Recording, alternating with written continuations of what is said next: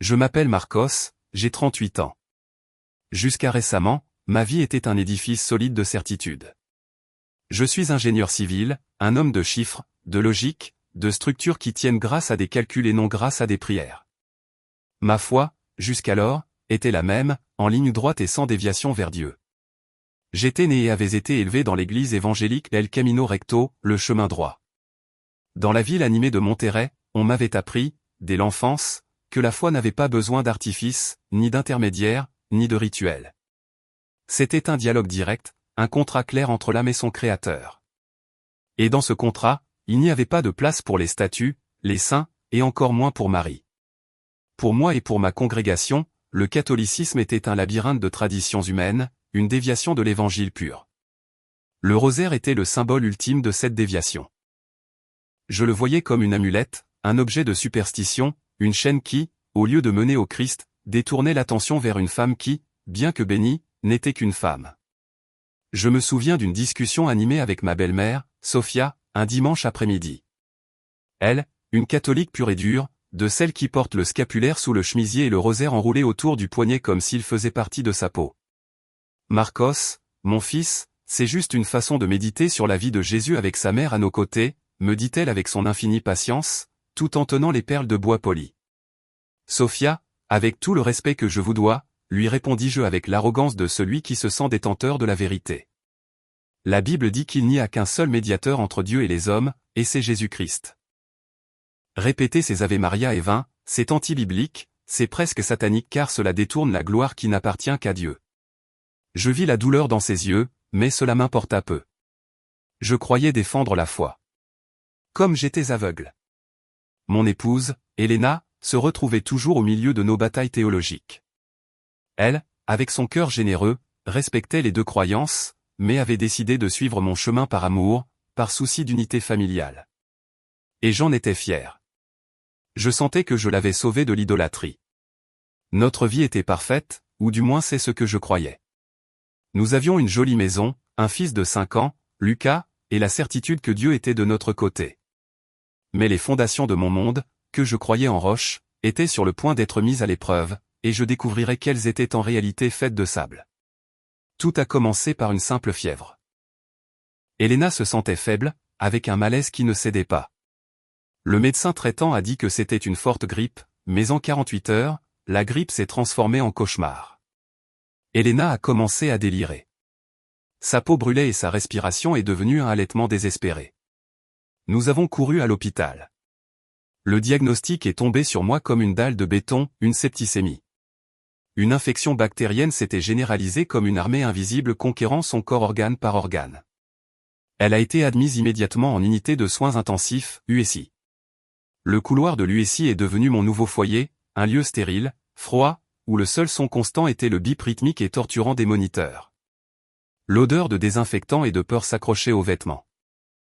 Des médecins, avec leurs blouses blanches et leurs visages sérieux, me parlaient dans un langage que je comprenais à peine, choc septique, défaillance multi-organique, réponse inflammatoire systémique. Mais leurs yeux disaient quelque chose que je comprenais parfaitement, il n'y avait pas beaucoup d'espoir. Mon monde de certitude s'est effondré. J'ai dit, mince. Mes calculs, ma logique, mon ingénierie ne servaient à rien. Il ne me restait plus que la foi, et je m'y suis accroché avec la force d'un naufragé. Je passais des heures au chevet d'Elena ou dans la petite chapelle de l'hôpital qui, à mon grand déplaisir, avait un crucifix et une image de la Vierge. Je les ignorais, je fermais les yeux et priais comme on m'avait appris. Père, au nom de Jésus, je réprimande cette maladie. Je déclare la guérison sur le corps d'Elena. Ta parole dit que par tes plaies nous avons été guéris, et je revendique cette promesse maintenant, criai-je en chuchotant, les poings serrés. Mes prières étaient des exigences, des rappels à Dieu de ses propres promesses, comme un avocat présentant son cas devant un juge. Mais mes mots rebondissaient sur les murs blancs de l'hôpital et tombaient au sol, vides. Le bip des machines restait le même, implacable. Le visage d'Elena, pâle et gonflé, ne changeait pas. Les jours sont devenus une tache floue de café amer, de nuits sans sommeil et de conversations sombres avec les médecins. Monsieur Marcos, les antibiotiques ne fonctionnent pas comme nous l'espérions. Ses reins sont défaillants. Nous faisons tout notre possible, mais vous devez vous préparer. Me préparer? Comment se prépare-t-on à perdre l'amour de sa vie? Ma foi a commencé à se fissurer. Je sentais une rage sourde contre Dieu. Pourquoi permettait-il cela? N'étions-nous pas fidèles? Ne le servions-nous pas? Ma prière est devenue une lamentation, un cri muet dans un hôpital rempli de douleur. Je me sentais comme le père Miguel de l'histoire, parlant seul dans une église vide. Dieu semblait être parti en vacances sans prévenir. C'est lors d'une de ces nuits, la 5e ou la 6e, je ne m'en souviens plus, que Sophia est arrivée. Elle est entrée dans la chambre de l'USI d'un pas lent, comme quelqu'un qui porte une immense douleur. Ses yeux étaient rouges d'avoir tant pleuré, mais sur son visage, il y avait une sérénité qui m'a irrité. C'était une sérénité que je ne possédais pas. Il n'y eut pas de mots. Nous n'avions pas la force pour cela. La douleur nous avait rendus muets. Elle s'est approchée du lit d'Elena, lui a caressé le front moite et ensuite, sans me regarder, a sorti de son sac son vieux rosaire en bois. Mon premier réflexe fut de lui dire de ranger cela, de ne pas apporter ses idoles en ce lieu sacré de souffrance. Mais quelque chose m'a retenu. Peut-être était-ce l'épuisement ou peut-être de voir la pure dévotion sur son visage. Elle s'est assise sur une chaise près du lit et a commencé à prier. Ce n'était pas une prière ostentatoire. Elle a à peine laissé échapper un murmure intime et constant. « Je vous salue, Marie, pleine de grâce. » Elle égrenait les perles avec une lenteur aimante. Puis je l'ai vue prendre la main inerte d'Elena et, avec une délicatesse infinie, glisser le rosaire entre ses doigts. « Mère, regarde ta fille. Toi aussi tu es mère.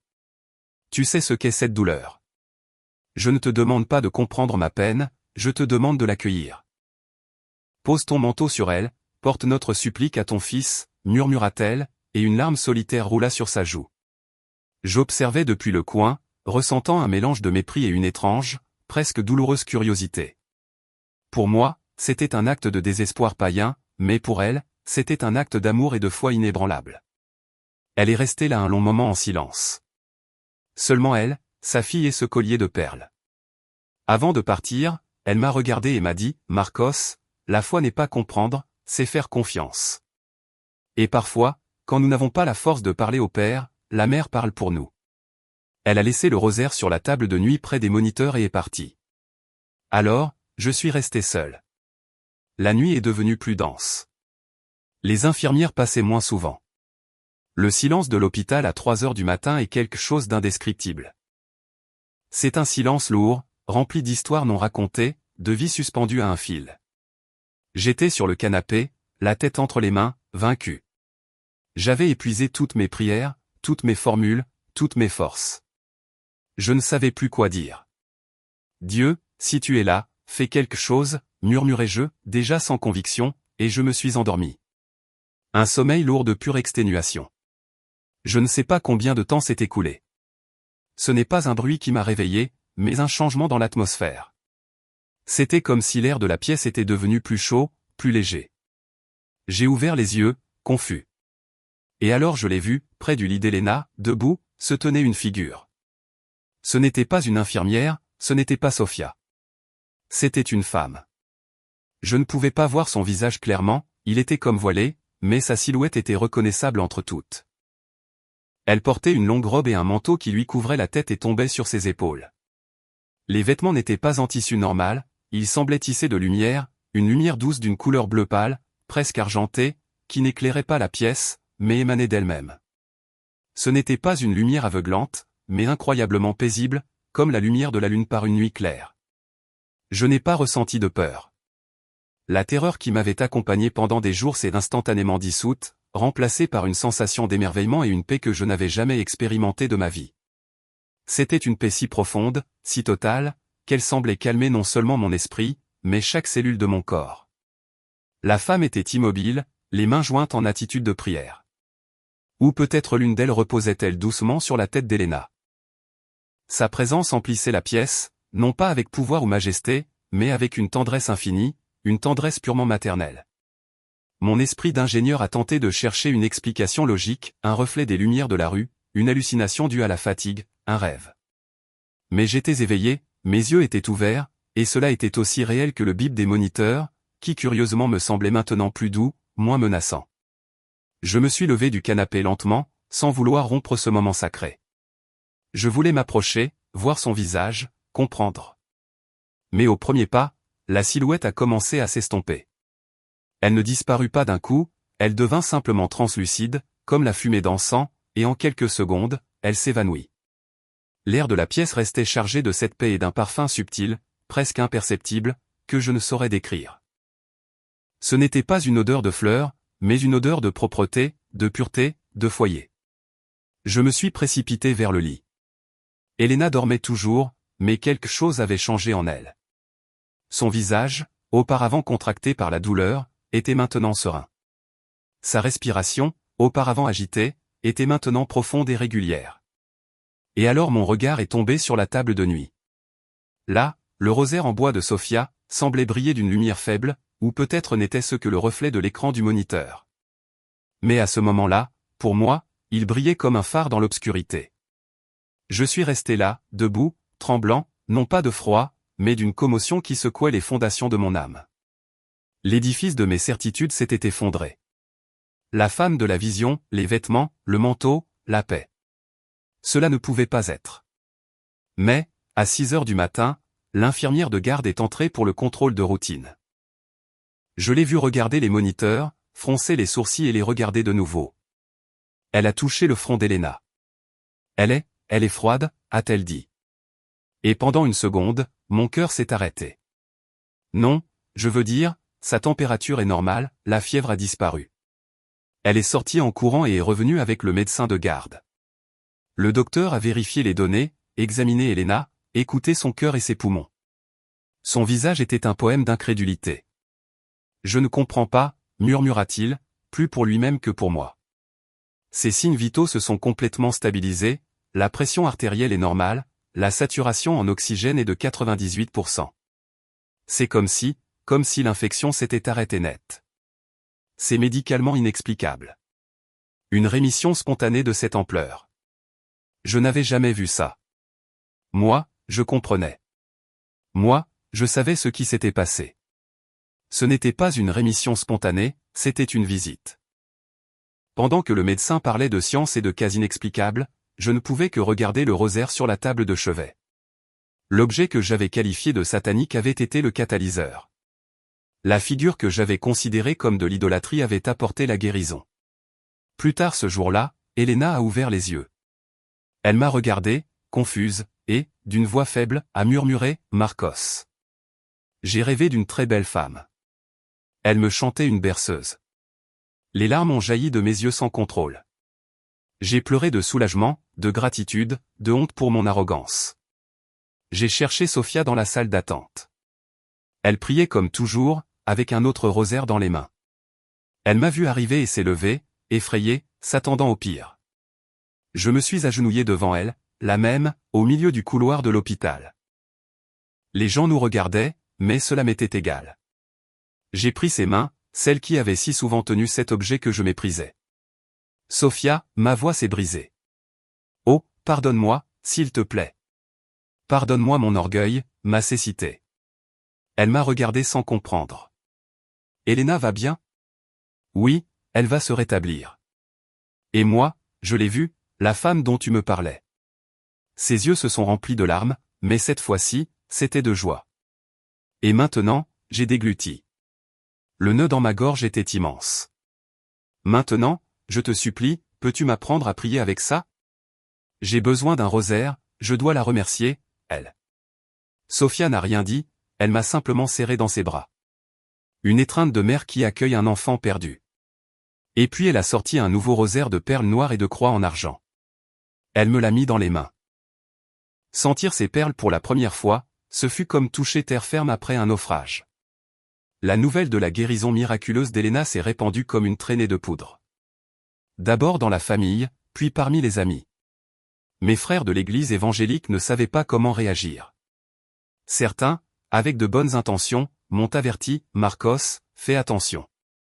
L'ennemi peut se déguiser en ange de lumière pour tromper les élus. D'autres ont simplement gardé un silence gêné. Le pasteur de mon église est venu me rendre visite. Frère Marcos, me dit-il d'un ton paternel, nous nous réjouissons de la guérison d'Elena. C'est une preuve de la puissance de Dieu, mais ce que tu racontes de cette vision. L'esprit peut jouer des tours en période de stress.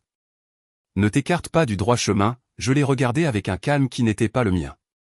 Pasteur, avec tout le respect que je vous dois, ce n'était pas mon esprit. Je ne l'ai pas cherché. En fait, je l'ai rejeté toute ma vie. On ne peut pas argumenter contre l'expérience. On ne peut pas expliquer par la théologie l'étreinte d'une mère. Je l'ai vu. Et j'ai senti sa paix, et cette paix a sauvé mon épouse et m'a sauvé moi de ma propre arrogance. Il n'y avait plus rien à dire. Mon chemin n'était plus le même. J'ai commencé à dévorer des livres, l'histoire de l'Église, les écrits des pères, les dogmes mariaux. Tout ce qui me paraissait absurde auparavant prenait maintenant un sens nouveau et profond. J'ai appris à réciter le rosaire. Au début, c'était maladroit, mécanique, mais petit à petit, chaque Ave Maria a cessé d'être une répétition vide et est devenu un échelon qui me rapprochait davantage du mystère de l'Évangile, médité depuis le cœur de la femme qui le connut le mieux. La chapelle de l'hôpital, que j'évitais auparavant, est devenue mon refuge. Je m'asseyais devant cette image de la Vierge que j'avais auparavant méprisée, et je lui parlais. Je ne lui demandais rien, je lui racontais juste ma journée, je lui présentais mes peurs, mes doutes. Et toujours j'ai ressenti cette même paix de Luétie comme un manteau invisible sur mes épaules. Elena est sortie de l'hôpital 2 semaines plus tard. Les médecins continuaient à appeler cela un cas d'étude. Nous l'appelions par son nom, un miracle. Notre vie a complètement changé. La tension religieuse dans notre famille a disparu, remplacée par un respect et un amour plus profond. Ma belle-mère Sophia et moi sommes devenus complices de foi. Nous récitions le rosaire ensemble par téléphone. Des années plus tard, notre famille s'est agrandie. Nous avons eu une fille que nous avons appelée Maria. Elena et moi, ainsi que nos 2 enfants, avons été reçus formellement dans l'Église catholique. Le jour de ma confirmation, en étant loin avec le crème, j'ai senti que j'arrivais enfin à la maison, une maison plus grande, plus ancienne, avec plus de pièces que je n'aurais jamais imaginées. Une maison avec un père aimant, un frère qui est roi, et une mère qui ne cesse jamais de veiller sur ses enfants. Parfois, dans ma paroisse, on me demande de donner mon témoignage, et je le fais non pas avec orgueil, mais avec une humilité que j'ai dû apprendre de force. Je ne parle pas comme un théologien, mais comme un témoin. Je raconte l'histoire d'un homme orgueilleux qui croyait avoir toutes les réponses, et comment Dieu, dans son infinie miséricorde, a utilisé la maladie de son épouse et la foi simple de sa belle-mère pour briser sa carapace. J'étais l'homme qui disait que le rosaire était satanique, leur dis-je, avec le même rosaire que Sophia m'a donné dans les mains. Et dans la nuit la plus sombre de ma vie, dans un hôpital où la science s'était rendue, j'en ai imploré un. Parce que quand la logique s'épuise, quand les forces t'abandonnent, quand tes prières ressemblent à des cris dans le vide, tu découvres que tu n'es pas seul. Tu découvres que tu as une mère au ciel, une mère qui vient en silence au milieu de la nuit, non pas pour faire du bruit, mais pour apporter la paix. Une mère qui ne cherche pas la gloire pour elle-même, mais qui te prend par la main et te conduit toujours au pied de son fils. Les années ont passé. Mes cheveux ont déjà des fils d'argent, et mes mains d'ingénieur savent maintenant égrener les perles d'un rosaire avec le même naturel que celui avec lequel elle lisait auparavant un plan. Je regarde mon épouse, Elena, saine et vibrante, mes enfants, grandissant dans la foi. Et je sais que le miracle n'a pas été seulement sa guérison, le vrai miracle a été ma conversion.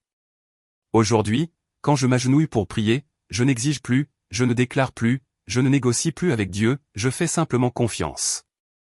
Et souvent, dans le silence de la nuit, je ferme les yeux et je peux presque ressentir de nouveau cette lumière bleutée, cette paix qui inonde tout. Et j'entends, non pas avec les oreilles, mais avec l'âme, un murmure qui me rappelle que jamais nous ne sommes seuls. Je suis Marcos, l'homme qui a été sauvé par un rosaire, le fils prodigue qui a été trouvé par sa mère. Et par cette grâce, je vivrai reconnaissant tous les jours de ma vie.